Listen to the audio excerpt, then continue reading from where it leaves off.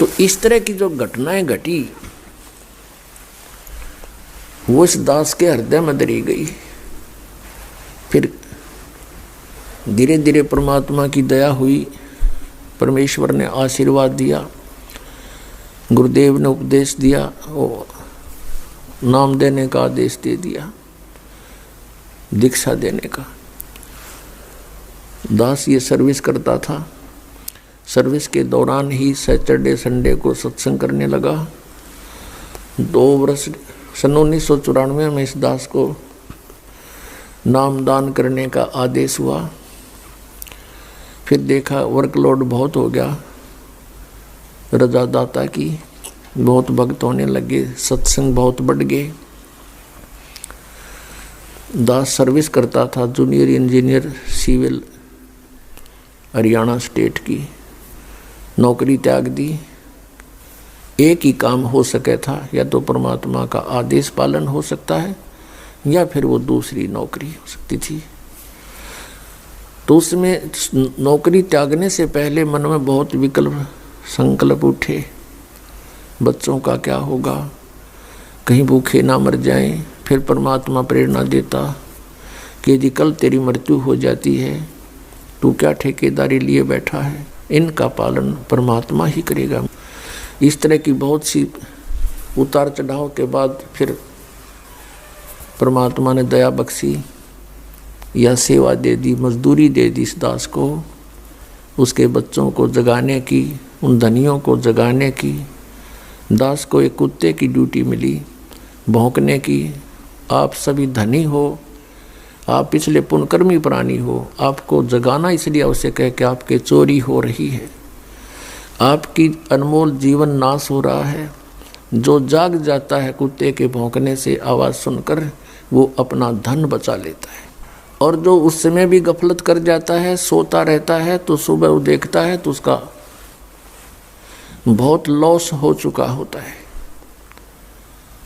तो पुण्यात्माओं, ये वो शुभ दिन है, ये शुभ अवसर है जिसके उपलक्ष्य में ये 5 दिवसीय समागम किया गया। फागुन की अमावस्या 17 फरवरी 1988 को इस दास को उपदेश मिला। इस दास का आध्यात्मिक जन्म हुआ। उस दिन के बाद एक नए जीवन की शुरुआत हुई। आत्मा में न्यारी उमंग हुई। दिन रात भक्ति, मालिक की वाणी, सतगुरु का संग करने लगा। सन 1994 में दास ने कभी ये सोचा नहीं था स्वप्न में कि मुझे कोई ऐसा जिम्मेवारी की पोस्ट मिलेगी, दास को ये नौकरी मिलेगी या मजदूरी मिलेगी।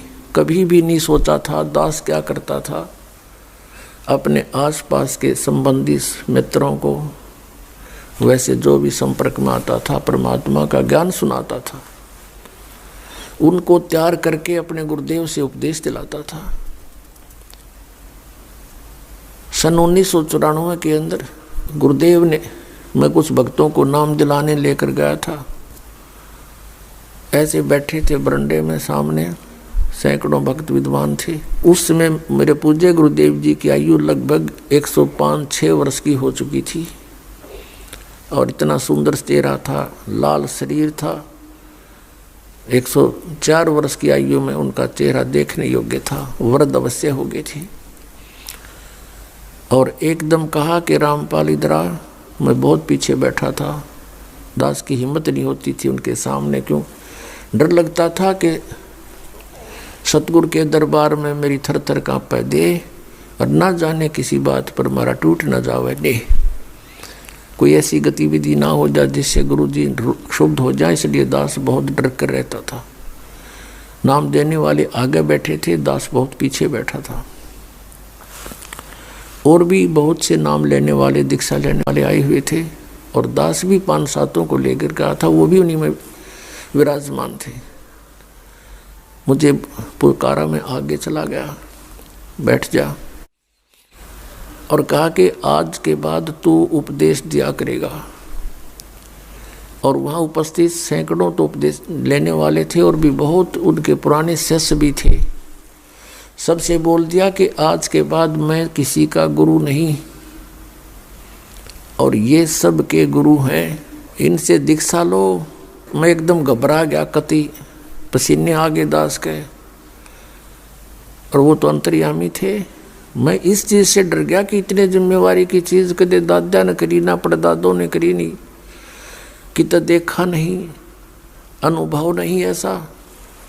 वो तो अंतर्यामी थे, समझ गए कि चिंता ना करना, तेरे साथ रहूँगा, तेरे साथ मेरा आशीर्वाद सदा बना रहेगा। और फिर कहा कि विश्व में तेरे समान संत नहीं होगा। ये सब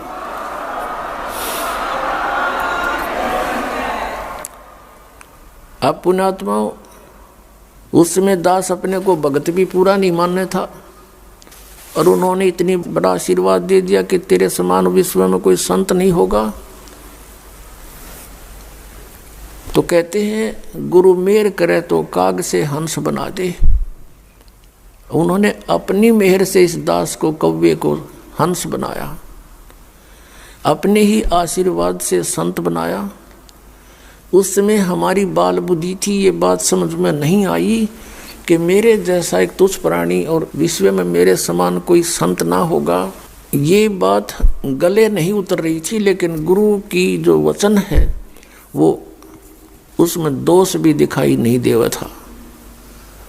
जैसे कोई छोटा बालक होता है और उसको कोई कहता है कि बेटा वो पेन ला, वो जैसे पेन रखा होता है,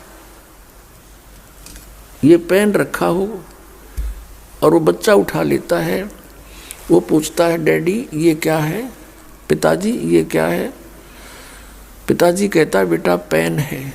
वो कहता है कि पेन है, पेन है। और इस बात को कहते कहते उसको रख के वो और खेल लग जाता है। कहने का भाव ये है कि उसको न तो ये अविश्वास है कि पिताजी जो कह रहा है वो गलत होगा, लेकिन उसकी बुद्धि इतनी बाल है कि इसको समझ नहीं पा रही ये पेन है। वो ऐसे उसको छोड़कर चला जाता है। तो इस दास की अब वो ऐस अतिथि थी, उन्होंने कहा कि तेरे बराबर विश्व में कोई संत नहीं होगा।